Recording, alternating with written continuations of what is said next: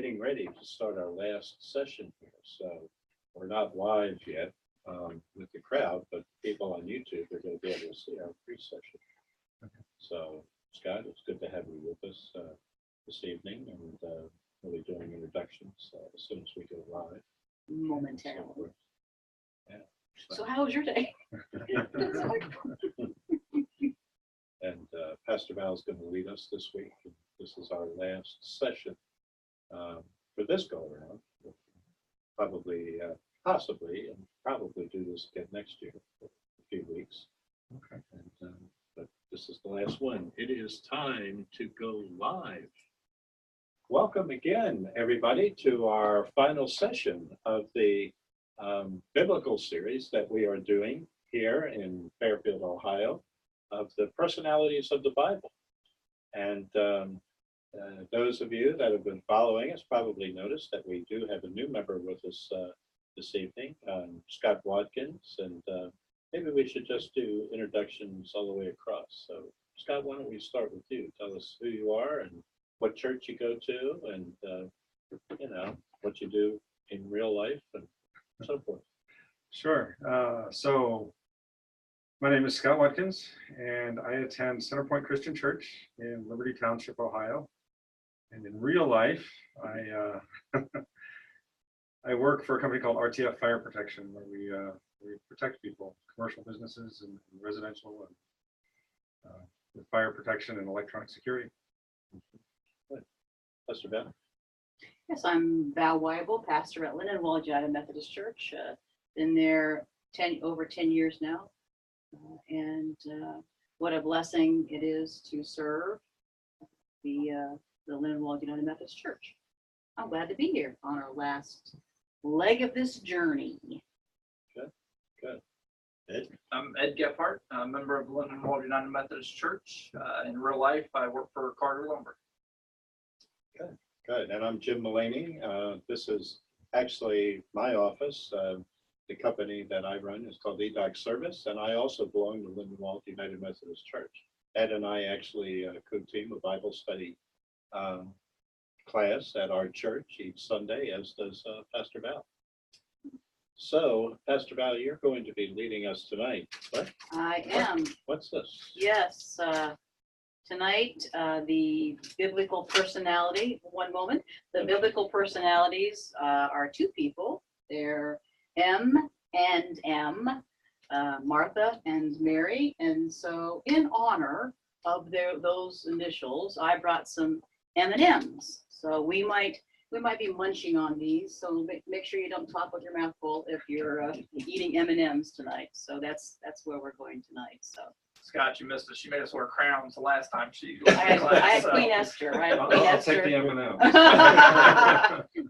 It's the same thing Benji said too when he sat there, when he had to wear a crown. So Would you like to open us with a word of prayer? yeah, let's have prayer. So Lord, you are here in our midst, and bless us. We all have been living through a day that took us different places with different individuals, and Lord, so it's good to come together now and to learn together. Open the Bible to your word, and to look at the biblical personalities tonight of Martha and Mary. And Lord, I know that as we learn and grow together, you are going to be right here in our midst. I'm so thankful for these last 6 weeks and our Bible study that we have shared together. May you be very close and very present to us, and bless everybody, bless all of humanity. I pray in the name of Jesus Christ. Amen. Amen. So tonight, indeed, we are going to look at the story about Martha and Mary is in Luke's gospel. And I have a question for all you smart gentlemen. So who is their famous brother? Who is Martha and Mary's famous brother? You know who their famous brother? On the count of 3. 1, 2, 3.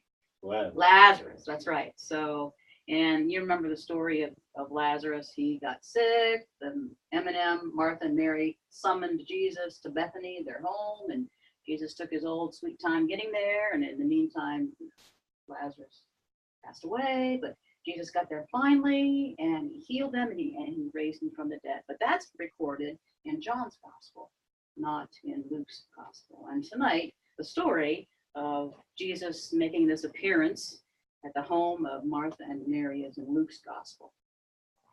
So I always like to do a little background on, like to look at what makes the Gospel of Luke, which we're going to go. And I've only got 5. There's only 5 verses tonight, so I have to stretch this out a little bit. So that's why I had to do a little bit of work here, because sometimes we have more than 5 verses that we look at. But there are, every gospel writer has, I know you know this because you all have studied the Bible for years.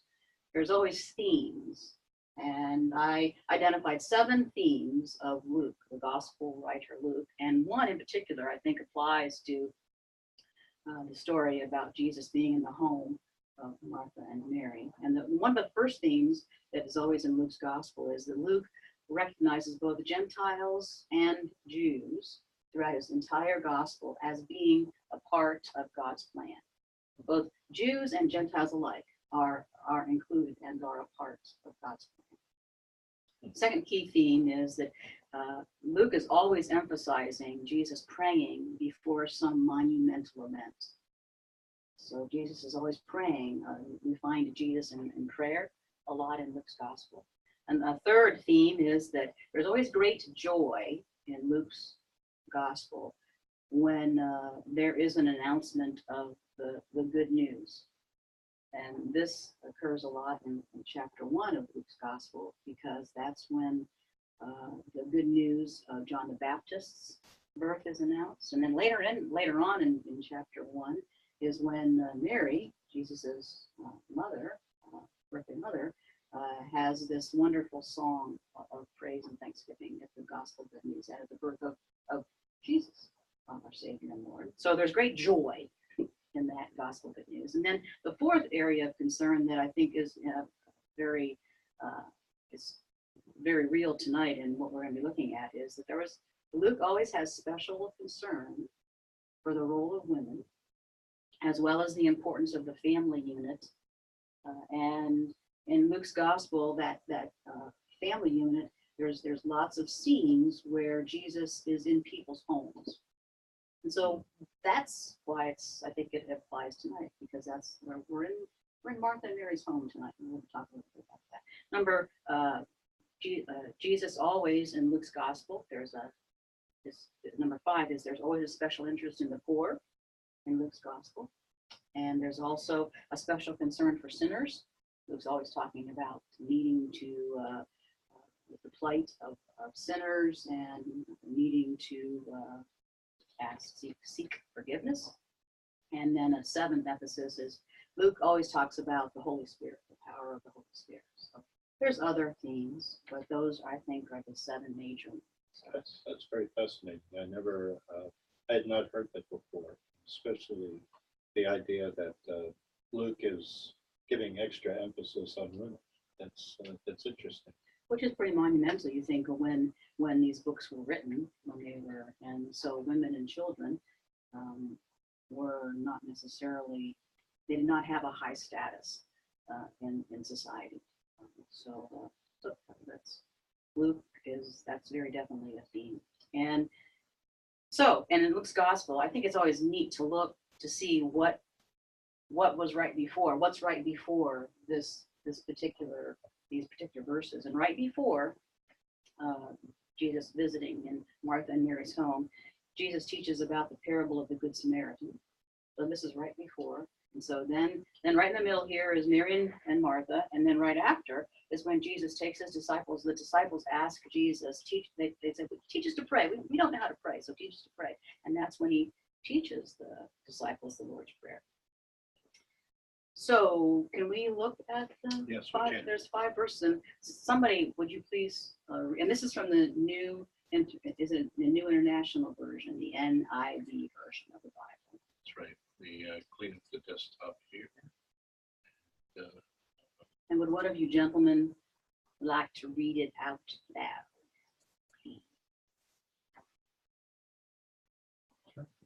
Scott? Thanks, Scott.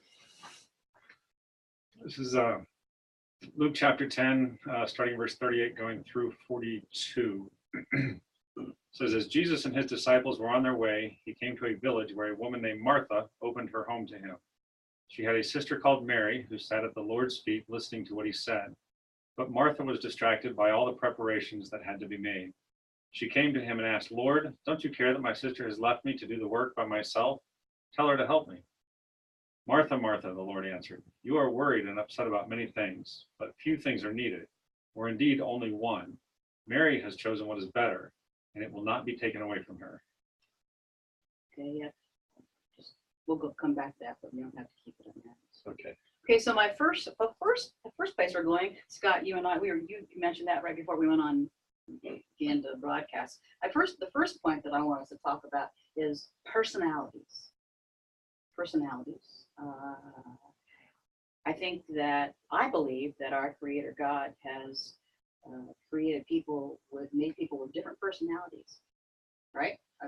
That's a fair statement. Fair statement. And in these past 6 weeks, we have been looking at different biblical personalities, have we not? Now, some of those biblical personalities that we've looked at over the past 6 weeks, they share some of the same personality traits, but others, not so much. They've been very different, right? And I think that's the way God has created us, that we are created in the image of God. And so because of that, our personalities, we could look at our personalities as God-given. And so isn't it a wonderful thing that we're not all alike? Wouldn't it be boring if we were all alike? And so I think we want to celebrate those kinds of aspects of who God has made us to be, who, that we're different. We're similar in many ways, but we're also truly different. So I would suggest that tonight, Mary and Martha, we've got 2 different personality types.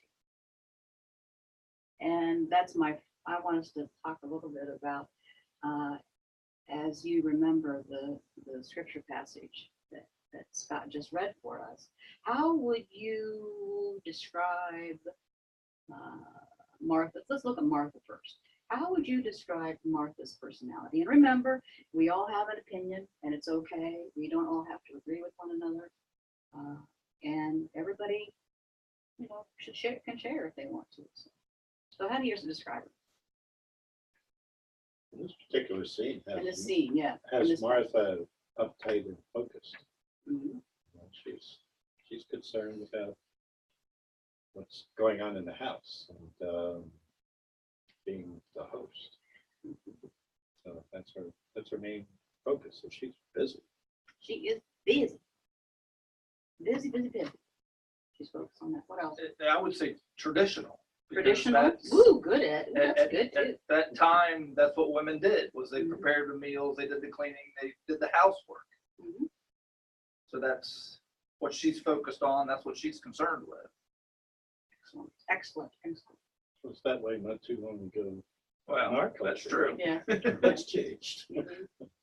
Well, and some of that hasn't changed because it all depends upon how people set up their household and divide the tasks. And, there's the division of labor and, usually where, one partner has this, does this, and maybe the other person does that. So hopefully there's a division of labor.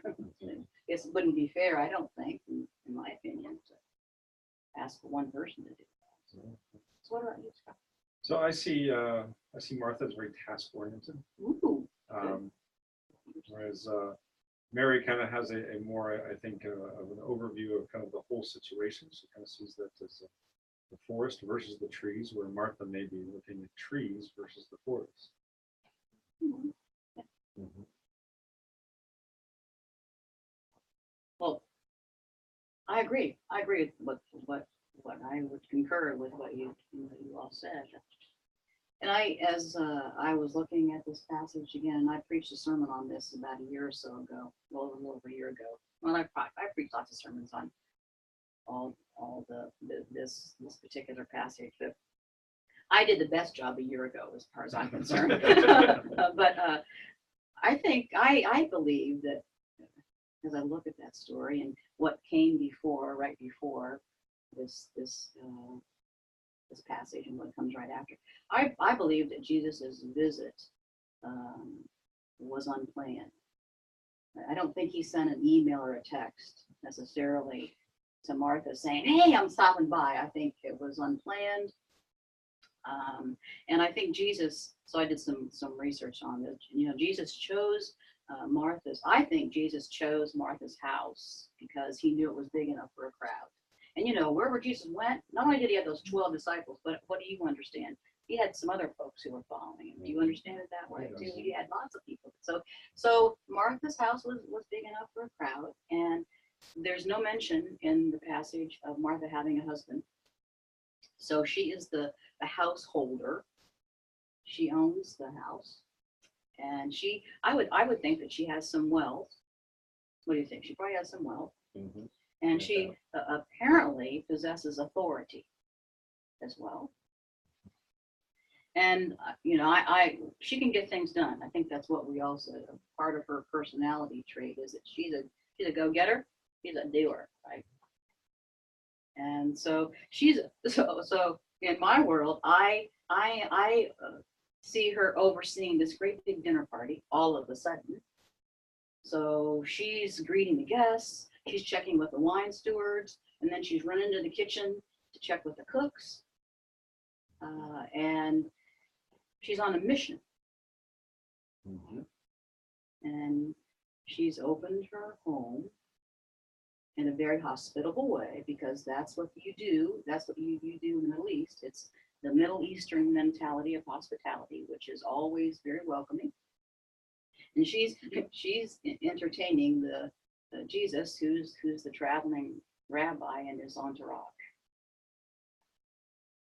And I think she's doing this to make a public witness, a public statement about her religious commitment to her faith, because Jesus was a traveling rabbi. He was of course part of the Judaism. And but what stops her dead in her tracks?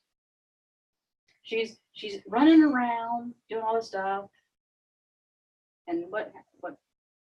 Her sister. Yeah. And it's like, where's my sister? And what's Mary doing? Just hanging out. She's hanging out, and she's hanging on to every word that Jesus is saying, isn't she? And so, can you just, two different personalities, Martha is running around trying to get, and then she stops because, well, what's my sister doing? I can see her say, does she realize how much work is left to do? Has Mary worked through that to-do list I gave her? Has she checked off all those things on that to-do list? And Martha might very well have been, what would have possessed Mary to set aside all those responsibilities, to set aside that to-do list and act instead like one of the guests? So what's going on with Mary? So how would you describe Mary's personality then? Well, Different than Martha's? Very much so. I don't know if this is a personality thing or not, because Mary really, she's enthralled with Jesus. Mhm. And it's like I don't know if at this point she recognizes him as being the Messiah, but she sure does recognize him as being very, having tremendous presence and so knowledgeable. I mean, remember Jesus as a young boy was, had the same aura with all of these. Yeah, we talked about that before. Yeah, didn't we? he's been in Last week. Last week, right? Or and Peter. yeah, and so I think she's captivated, and I think personality or not, she's lost it because she is right there at Jesus' feet. Yeah, she's very bold. Mhm. I never thought about it, but when I'm driving van on Sunday mornings, I listen to 93.3, and I can't think of the pastor's name that's on there, but he was Hunter? talking. I don't think it's him. Who Zachariah? Oh yes, Zacharias. Yeah, he's really good. And he was talking about this particular No way, was he? passage, and he was talking about how it's not proper for women to be at men's feet. That should have been the place where other men were. They should have been there with Ooh, me. that's a good Wow. But point. she was, which shows that she's very bold. Well, and like we said before, if the traditional model and role of women over 2,000 years ago was in the kitchen, Yeah, tradition says she should have Right. been helping. so she was very bold. Ooh, that's good, Dad. See, that's we're better together when we do these work, but you're right. So she was very courageous that way to take time and listen. What you got to say? So I'm thinking about this from my perspective. When Tina and I have house guests over, I have a tendency that as soon as the first guest arrives, I want to have a conversation with this person. I don't care what food's out. I don't care what food's prepared. And so I think personality wise, that's who Mary was. She was entertaining. She wanted to be social. She wanted to be in the mix, in the crowd. And who cares what's going on with the food or the wine or anything else? Absolutely. You know, I'm also thinking that she's going against the status quo. Mary. Mary is. That sounds like my kind of girl. Yeah, I mean, she absolutely, she wanted to be attentive to Jesus, and whether she recognized him at that point as the Messiah, I think that she eventually did, but we don't see that, and we didn't Right. read That's in about it in John. today's passage. That's in John's. But I mean, there must have been a Mary and Martha because Luke wrote about them. So did John. And you're right. Mary's like, I want to hear what he has to say, because wherever Jesus goes, what does he do? Teaches, doesn't he? And you can ask him questions, and he's very real. And people were really in awe of him. And I don't know who he has charisma, doesn't he? And I just imagine Mary, a very joyful kind of person. Not that Martha isn't joyful too in moments, but right now in this passage, she's probably not very joyful because she's still worrying about, she doesn't have time to, we're going to get to that. We're going to talk about worry and stress later on. So, one of the commentators that I read was that this Jesus, as he is in the home of Martha and Mary, and that's located they're in Bethany. Jesus is on, in all of Luke's gospel, it's a progression to Jerusalem. And what happens in Jerusalem? You know what happens. We know what happens to Jesus in Jerusalem. So I wonder whether Jesus, when he chose, I mean, we've just been teaching the crowds and the disciples and followers the parable of the Good Samaritan, and then there's lots of other parables that he was teaching. And then I wonder whether Jesus needed some quiet time. Maybe that, I don't know whether that's why, I wonder whether that's why he might have decided to go to Bethany and to have this oasis of time to just unwind. And he's dealing with the pressure of the crowds because they follow him. He's dealing with the burdens of what he knows is ahead. And so in many ways, perhaps this is just a time of respite for he and his followers and disciples before they continue. But he's going to still teach everybody, the crowds, the disciples, the followers, as they head, into other places to be in ministry. But then eventually he's going to end up in Jerusalem. I think that's a good point, and maybe he's doing this because he's among friends, Absolutely. and perhaps Mary even sensed that this is something that Jesus needs, Mhm. and maybe that's part of the role that she's playing here, is to kind of, comfort him or Sure. help him relax just by sitting there and listening. So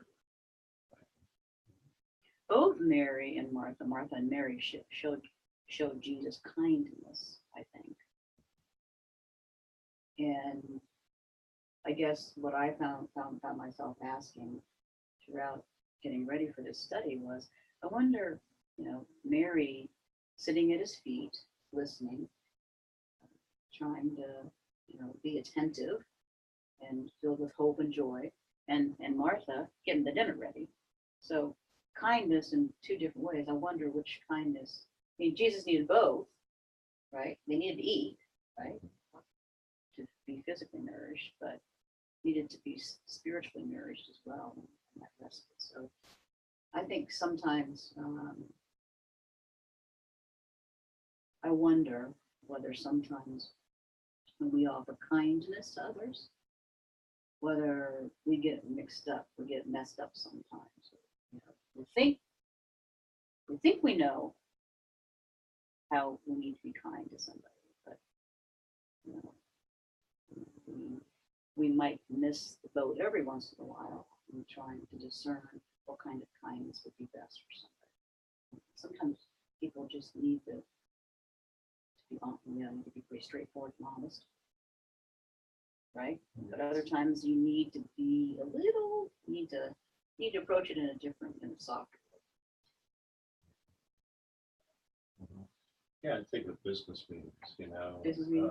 Maybe I'm going to be visiting with an important client or whatever.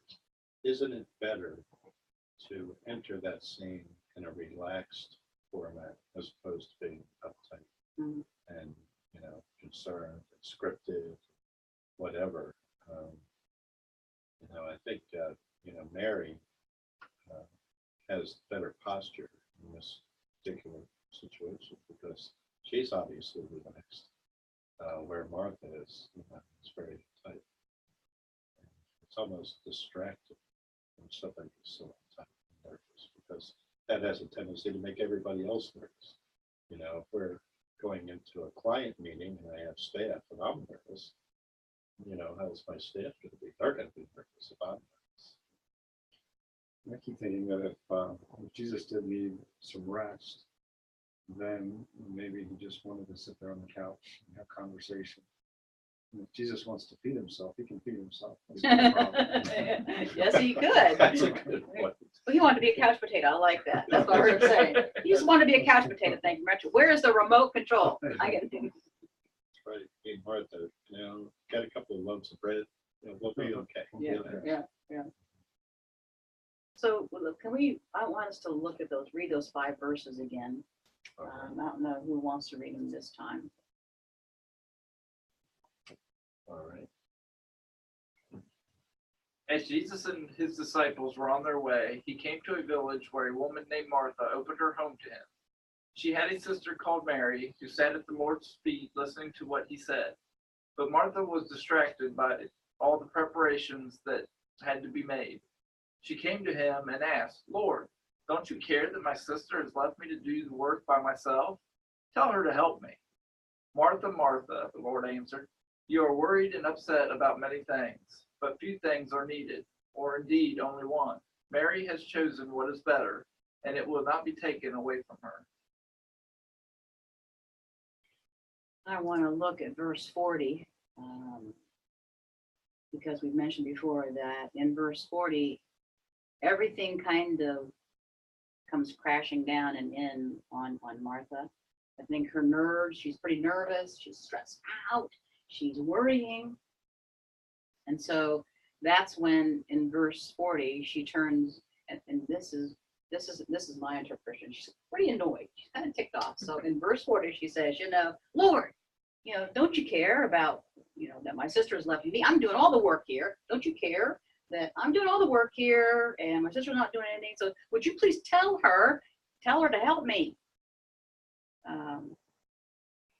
And so, I don't know, when you look at the Middle Eastern hospitality kinds of rules and etiquette, if you are the hostess or the host, you're never supposed to let people, know that you're worried, that you're sweating a little bit. That is one of the rules that you're never supposed to let anybody know. If you're frustrated, especially with the other hostess, Mary, so she really kind of missed the boat there, well, Martha did when she broke one of the paramount laws of hospitality, letting people know, letting her guests know how upset she was with her sister. So she allowed her nerves and worry and stress to get the best. So my thought is, why does she not just go to Mary and say, hey, Mary, come help me? Instead, she goes to Jesus, either to make a scene or because Jesus was in charge or for whatever reason. What do you think? Why do you think she? Why do you think she did that? Why do you think she? She's kind of like tattling. It's like they're sisters, Yeah. right? Is that what? Is Like that you're telling what? her Is that kind of parents. like? The kids, Is that what yes. you're like? You know, they're like siblings, you know. Yes. So Jesus, you know, you all are siblings, aren't you? Did you ever do that? You get tattled on, or you tattle on somebody, and Yeah. you know, he's looking at me, you know, the wrong way. And, you know, so it's kind of like that. Because you're right. Why didn't Martha just go directly? Well, because she couldn't probably tear herself away from Jesus. She was listening. So you know, it's like Martha just like blurts this out, and Jesus is there. People there. Maybe it's almost like her telling Jesus, "Be quiet for a minute," so that Mary can help. Yeah, really. If Yeah. you're not talking, so that she won't be so distracted. Yeah, Well, it might also be a matter of Martha thinking Mary isn't going to listen to me. yeah. I mean, I've been in that situation where I would want to tell somebody something, but I think, no, I'm wasting my time. They're not going to listen to me. Val, you talk to them, you know, or Mhm. Ed, you talk to them. Mhm. You know. Well, and I agree with, you know, we are so wise around this table tonight. We're always wise around this table, but I think it's also a way of kind of whether she wanted it to calling attention to everything and to everybody. You know, right there, Jesus is probably going to be the honored guest, and not that all of his followers are not, but he's the traveling rabbi. So it's like, and she could have very discreetly tried to tear Mary away from there, but it's kind of like she just, and I think one of the reasons she did that, there's lots of, we're talking about a number of different reasons, could be some sibling rivalry, and she kind of wanted some of the spotlight too, maybe, I don't know, but she's stressed out. I think she's stressed out. I think she's so stressed out. She's letting her worries and the anxieties and everything get to her. And so what about us? Do we let our worries and our anxieties and stress get to us? Are we like Martha? And if your answer is yes, then how do you let stress and worry affect your life? If you want to share any of that. I'm a pretty stress-free person, but I think if we say that we allow stress to get to us, then we're just being honest. Mhm. One, because I think it affects everybody, but it manifests itself in maybe some physical problems. People who have lots of stress have a lot of physical problems associated, behavioral problems. So I know when I stress out, I have a tendency to be much shorter with my family. If they do something wrong, there's less grace given there, there's less mercy given there. So very much behavioral. And sometimes being an introvert, I'll just shut down and want to sit on the couch and watch TV. Sure. Thanks for sharing that. Thanks for being honest about that. I'm usually pretty good with that. You know, I don't get too stressed too often, but sometimes the little things will set me off. There have been times I think, thank God nobody works in this office but me. I wrote some, paper across the office because, either I saw something on email or something just set me off. And it's like, wow, and I think, glad nobody saw me do that. But overall, I don't think I get stressed too much. I can't think of a time I've really gotten really stressed. worried about things, I'm sure. What about Doug? You have anything you want to add? Probably the most stress I get is at work, especially, I can probably sympathize with Martha when things are really busy and hectic, and like you said, one little thing can happen wrong and it just sets me off, and I get short with people and get upset. But I also sometimes shut down, like Scott was saying. And when I worked at 84, that's what the guy used to say, says if it gets real quiet, something's wrong. So Oh, we can see that in the kettle corn booth. When we're, operating the booth and there's a line in the front. oh yeah, Yeah, that's true. forward, and, Yeah. I mean. Just then- keep smiling. I know, But we usually try to, I try think to dissipate that, try to say, it's Yeah, coming, but- we're cooking as fast as we can. that's right. I mean, I think we're getting better. Scott will at tell us some jokes. that. Yeah. I mean, at first, when we first started doing it, that would kind of get us really, moving and maybe uptight. But now it's like, okay, folks, we'll get to you as soon as we can. And I like the example because, especially in the kettle corn booth, where the kettle corn is a ministry. Mm, And so the ministry is focused on the people that are there. We really, to correlate it to this story, we really need to be more Mary-like in that situation rather than Martha-like in that situation. Be filled with hope and joy is what I think she was, that's where she was at. And there's other qualities and characteristics she had too. So instead of being so stressed and worried, anxious. And worried about the task at hand. Right. that's right. And that's an excellent point. It I was talking about, what I mentioned before about being uptight. Think about all these people, because we are ministers in that booth. Mhm. And all these people out front watching us, and if all the ministers are uptight, it's not good. No, that's not. I think at times people can be addicted to worry, and they're kind of, you understand what I mean? Where that's all because and it feeds something in them. Sometimes I think people, how do I try to explain it?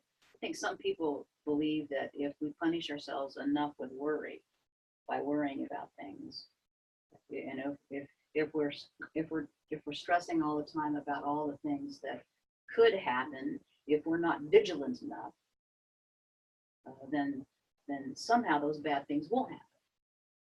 If we spend enough time worrying about something and being anxious about something, then maybe those bad things won't happen. And I think sometimes that can, I don't know, I'm certainly not a psychologist, but I wonder whether that could be an addictive kind of a thing. So we spend all our time being anxious and worried about, what about this? What about this? What about this? And I've got to try to be on top of all those things, but then maybe they won't happen. I believe worry is a spiritual condition where we don't fully believe and fully trust that God is in control. We can go back to Matthew 6 and talk about where Jesus talks about not to worry and to be taken care of. And so I really think it is a spiritual condition. People not fully trusting and being able to say, God's going to take care of me. All I need to do is focus on this. That's a good point. Have any of you seen the movie Bridge of Spies? That's a really good movie. It's a true story. And it has to do with this spy that was captured in New York City back in the 1950s. We had spies in New York City in the 1950s. We must have did. Well, we still do. I'd say they probably still That are. hasn't Really? changed. We have spies in New York City, or what? They're not spies in this. But anyway, this attorney was assigned to him to defend him. And this guy that was the spy, I mean, he was faced with death because he was going on trial, and the whole nation was clamoring that this guy needs to get the death sentence. And the attorney is meeting with him in prison. And I hope you have watched the movie someday. It is good. And he's at the prison, and the attorney is saying, and you're going to be on trial, and they're going to be trying to put you to death. And the spy is just sitting there. And finally, the attorney says, "Aren't you upset?" And he says, "Would it help?" And that's what he kept saying through the whole movie. He would say, aren't you worried about that? Would it help? Yeah. I think that that's exactly what Jesus, in so many words, between what you said and what you said, it is trying, that's the point, I think, that Jesus tried to make in verses 41 and 42. And as he, Mary has said, come on, Jesus, tell her to get up and help me. And I'm just picturing Jesus in this kind of kind, fatherly kind of voice. That's how I look at that scene. And says, well, you only need one thing right now. You need to do it with hope and joy. And that's then he says, Martha, Martha, you are worried and distracted by many things. There, you only need one thing. Mary has chosen the better part, which will not be taken away from her. To trust in me, what you said, to trust that this party's going to be fine. We're all going to get, it's going to be fine. And Mary chose to be more attentive to me or to the conversation and to what we could learn together and what we could be taught instead of totally being immersed in the party and all the preparations. So I wrote down that Martha was task oriented. Mhm. She had a mission at hand, right? So that'd be a fair statement. And so she's thinking about the dinner party and nothing else. And Mary, though, is more laid back and really isn't worrying about anything. She wants to hear and be in Jesus' presence to learn from him. And Jesus is her friend. And so she appreciates having conversation and dialogue. So I think, and so I want to ask you, gentlemen, so this is about Martha and Mary and Martha. So are there are men the same way? Are there Marys, and Marthas? I mean, are there men who worry a lot and are very task oriented versus other men who, and so what I want to make sure is that this is not gender specific as far as that goes, that this is not just about women. This is, I think, something that we could apply to men. We can. Okay, I just thought that's probably important, to talk about. So, That's right. And that is a good point. That's not a woman thing. no. Just because she's a tight in the kitchen. It's the same thing. Well, I think it's gender specific. I don't think it's nationality specific. I think Ooh, it's just good. people in Yeah. general. it's people. It's about humanity, isn't it? It's about humanity. So, because I think this is all about, and this is what Jesus says in some version of the Bible, that she's Martha is distracted. She is, and NIV says that, but Martha was distracted by all the preparations. That's what the Luke writes. So not only do we get stressed out and worry and don't trust God to help work everything out, but we get distracted by things as well, don't we? And so Martha was distracted by the task at hand, what she thought her mission was, and Mary was in a different place because she was Mary and not Martha at that time, right? And Mary was being fed. Yeah, she was being fed. She was being nourished spiritually. Mhm. And of course, Martha is worried about the physical kind of nourishment. And and I think that was a real concern because they were going to need to eat something. Now you're right; they could have just bring some bread and cheese and some olives. We don't need all of this other stuff. But Fish and loaf of bread, we're good. Jesus really was pretty good with bread, wasn't he? Yeah. He had a talent for bread, So No bottle of water. Don't forget the bottle of water. Yeah. Bottle of water. So okay, so it's fair to say that we get distracted as well. We can get distracted by our worries, or we can get distracted by a lot of things, and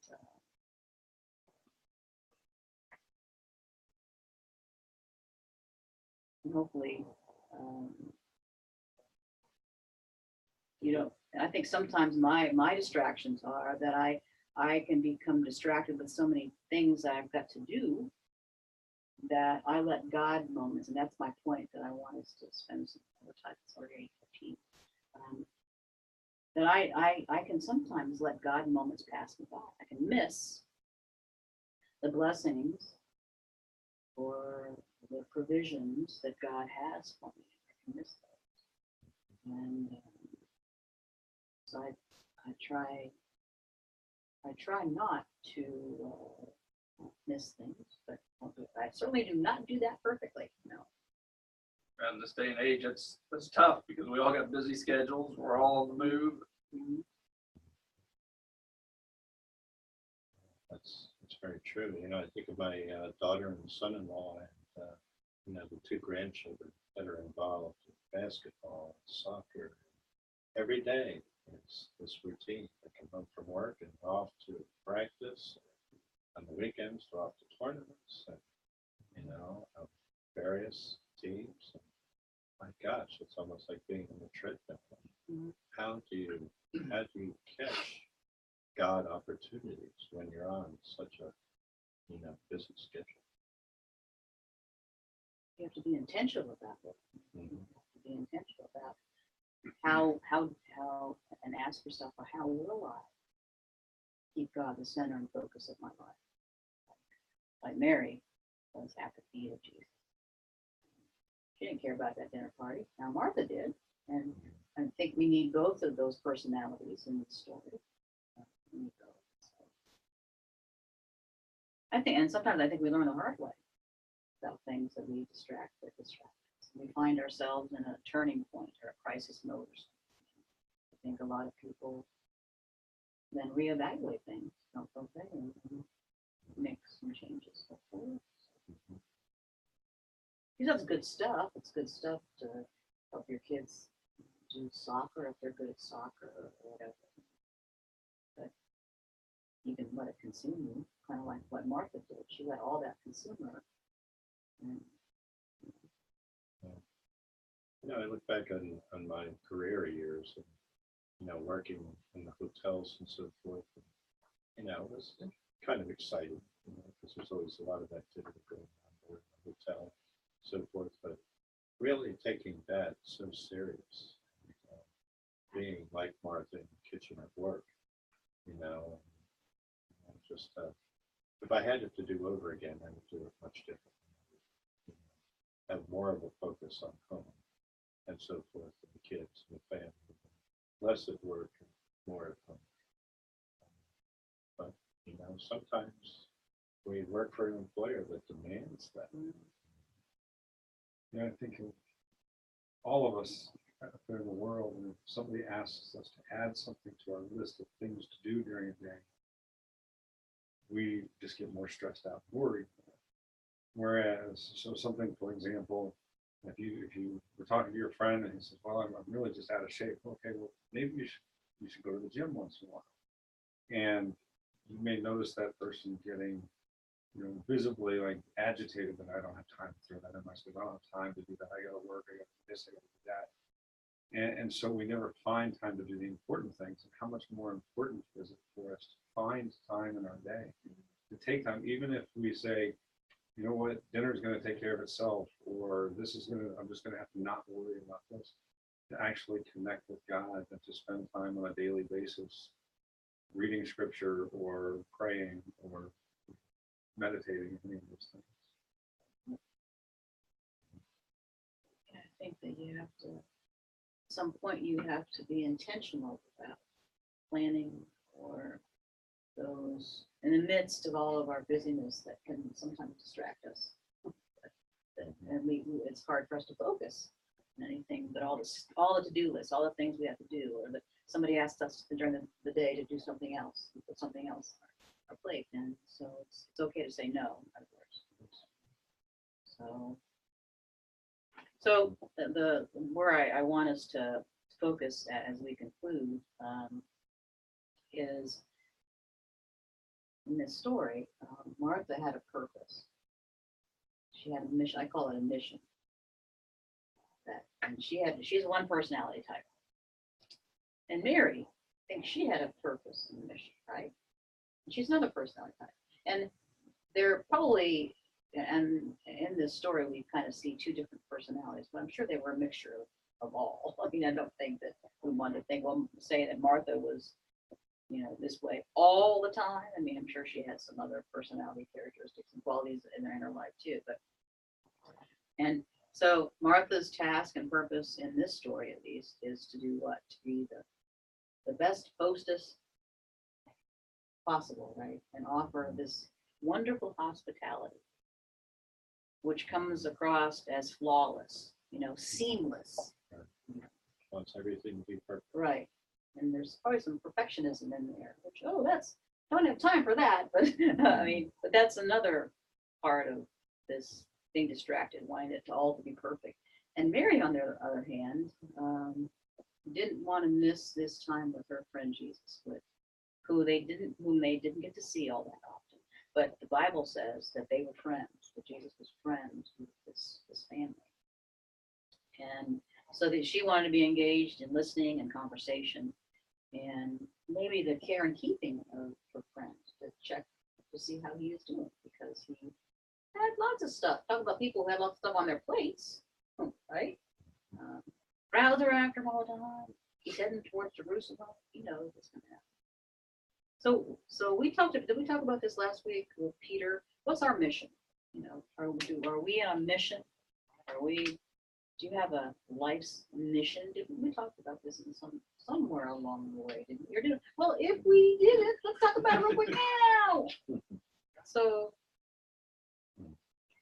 what do you have a life's purpose or mission? I mean, some people have life verses from the Bible that they live for. Others. Well, from my perspective, I guess my view of purpose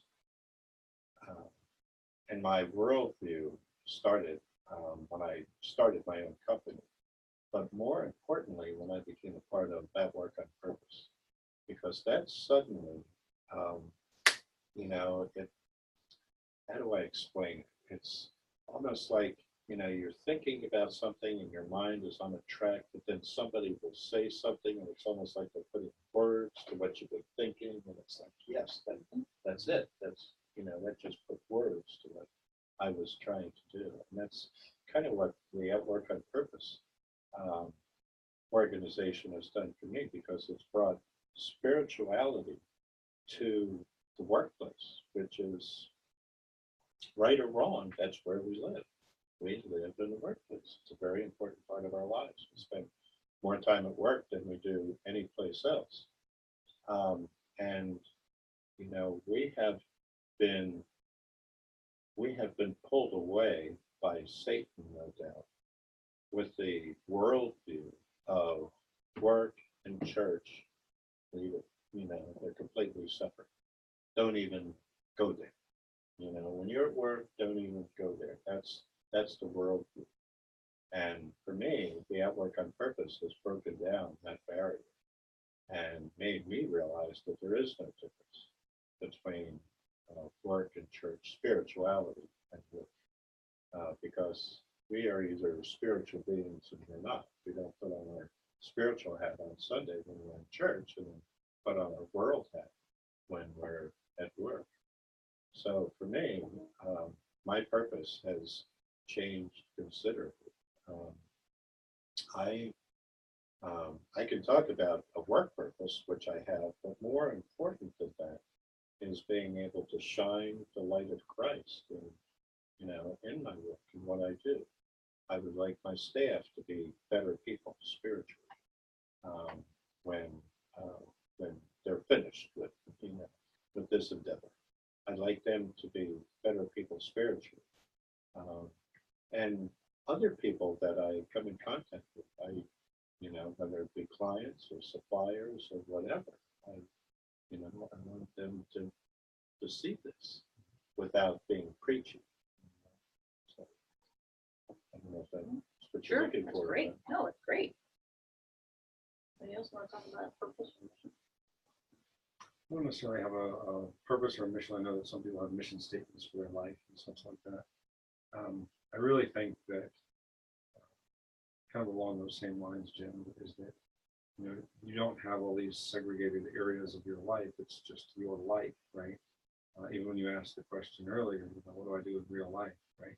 My real job. It makes me laugh, but Jesus told us to go out and make disciples. And that is, to me, that needs to be a through line in everything that we do. So although I don't have a mission statement, it's definitely, if I did have a father too, it's not even written out, but everything that I do, I want to show the love of Christ. I want to shine the light of Christ, just wherever it may be. And I know sometimes I get comments from coworkers saying, well, you don't worry about anything, or, you know, I never hear you swear, or I never hear you, you know, say these types of statements. There's reason for that. I'm intentional about that. And those may be very little things, but No, I don't think. I mean, but hopefully it comes across and it has an influence on somebody that I've run across.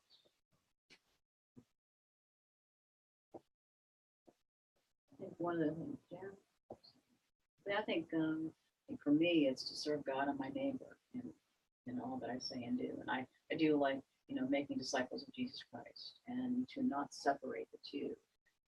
Our lives are sort of, I would strive to be the same I am at work as I am at home, and to feel like I'm going to say and do things the same way, you know, wherever I might be. So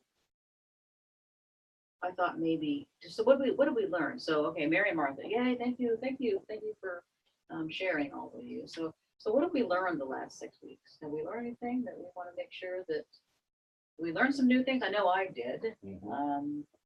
And I know, Scott, you're joining us for the first time tonight. So, but I thought this is where it would be just a little recap of the journey. We began with Judas. Mhm. And then from, you know, Jesus is one of the 12 disciples, right? That's right. And then we moved to Joseph, did we not? No, we moved to Go if you're going in order Yeah. to Jonah. Jonah. Jonah, okay. And of course, Jonah's in the Old Testament. We learned a lot about that fish and about, you know, and you're going to preach on that this Sunday too, in some way, shape, or form. So, and then in the Old Testament, we looked at Queen Esther, from the book of Esther, and the Old Testament. And then we went back to Joseph, and Joseph in the Old Testament of that amazing Technicolor, that dream coat, that beautiful coat of many colors. You call it that. You talked about it, and which is right, the coat of many colors. And just last week we talked about the New Testament, Peter, the rock, the disciple, and then tonight it's also, of course, Mary and Martha. So of course, there's only like 1,000 more that we could talk about. That's right. I think we should talk about doing this again, maybe starting sometime next year, maybe January or something in 2018. And very, very worthwhile for me, you know, and I know others are watching, you know, both the live stream and even Archive it, then they'll watch it archive or on YouTube that's right, too. on So YouTube.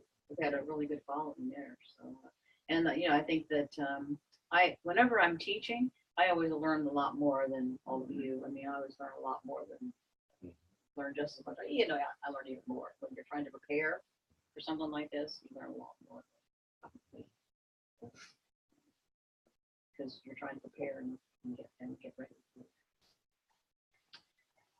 So, do we have any other closing thoughts for this Bible study?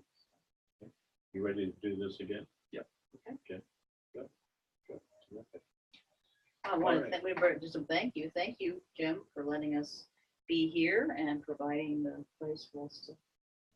Well, thank you for coming. I mean, it's for me, it's a walk down the stairs. Yeah, For you, it's a drive across town. there you go. So, thank you all very much. Thank you all for joining us, and I hope you've enjoyed it as much as we have. And we'll be back. So just watch for advance notices on this. Thank you all for coming. Good night.